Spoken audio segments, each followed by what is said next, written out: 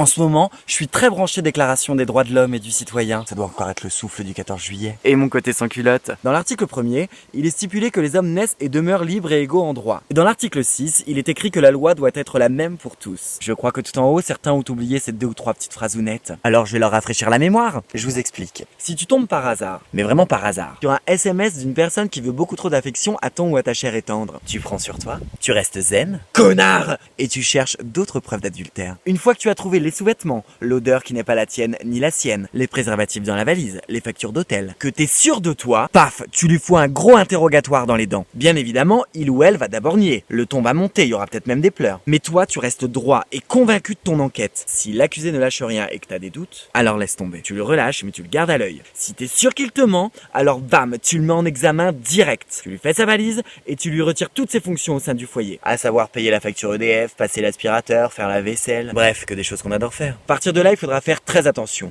parce qu'il y a une personne qui rentre dans le jeu et qui est très dangereuse. Ta belle-mère. Aucun recul, elle est complètement sous emprise et elle te sortira forcément le bouclier. Et la présomption d'innocence, vous en faites quoi? Eh bien, figurez-vous que nous avons tous été témoins de cette situation la semaine dernière. Après des mois d'enquête, le ministre de la Justice, Éric Dupond-Moretti, a été mis en examen pour prise illégale d'intérêt, après 6 heures d'interrogatoire, par la commission d'instruction de la Cour de justice de la République. Ça veut dire que les magistrats qui instruisent le dossier ont réuni suffisamment d'indices graves et concordants pour le mettre en examen. Après ça, on se dit que le ministre va démissionner pour laisser la justice faire son travail. Puisqu'en plus, il est à la tête de la justice et qu'il peut exercer des pressions s'il le souhaite. Mais pas du tout! Il s'accroche à son siège comme s'il était en CDI. Et le pire du pire, c'est que Jean Castex lui renouvelle toute sa confiance. Hello! J'en appelle à tous les Français. Il faut sauver le président et son gouvernement. Ils sont sous emprise et subissent des pressions, comme ta belle-mère. Ou alors, ils nous prennent vraiment pour des cons. Mon cœur balance. Je vais mener l'enquête, j'ai pas encore suffisamment d'indices. Quand on pense que ces gens menacent de retirer les fonctions de certaines professions si elles ne sont pas vaccinées, 2 poids 2 mesures. Pour rappel,